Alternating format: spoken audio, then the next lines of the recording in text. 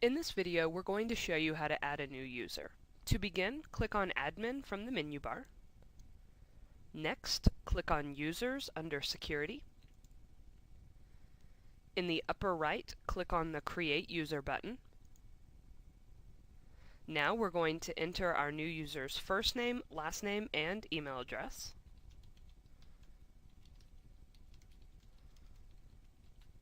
If we know the user's phone number, we can enter it here. For the username, you'll see that it is automatically taking the first name and last name and creating a username for you, but if you want to override that, you may. Now you'll see two checkboxes. On the Force Password Change on Login, that refers to what will happen the first time our user logs in. So if we leave this checkbox checked, then when he logs in, it will automatically force him to change his password before he can do anything in Landboss. The next checkbox is to generate a secure password. So if we check this, then this will be the random password that is emailed to the user. You can, of course, though, create one yourself if you'd like. Now let's look to the right side of the page where it says Prospect Access, and here's where we're selecting the prospects that our user has access to. Now we're going to scroll down, and on both the address and the payroll information, you can add that information if you know it.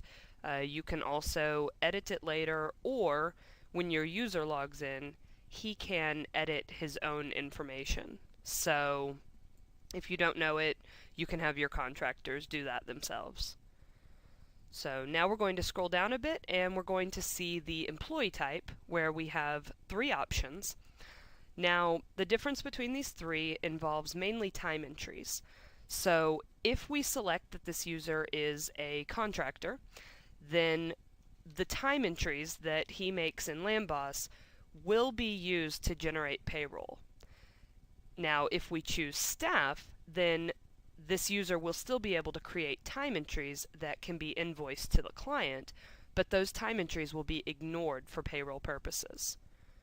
The third option is none, client, which is for someone who will not be making time entries, and so they won't be doing that. Now, the qualifications, these are optional checkboxes to help you keep track of your users' qualifications. Next, we see roles. Now, roles control what users can see in the system. We set up default roles for you, and there's also a short description on what that role includes. Now, roles can be customized, they can be deleted, and I encourage you to look at the article on roles to see more about that. So I'm going to say that our user is a landman, which will allow them to enter their time. It will also allow them to enter tracks and leases, but it won't allow them to see any administrative features, any bill rates, any accounting info, except their own. Next, let's scroll down to the very bottom where it says license type. This refers to the Landboss license type. Now, accounting is for time and billing only.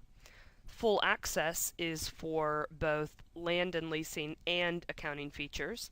And view only refers to a client view only license where they cannot edit information.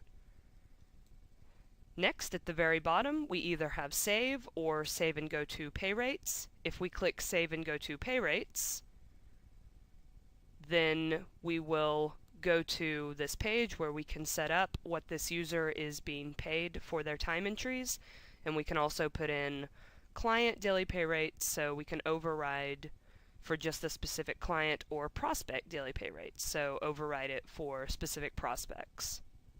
Now, what happens is that once we click save, that our user is going to receive an email from Landboss that has the company's URL up here.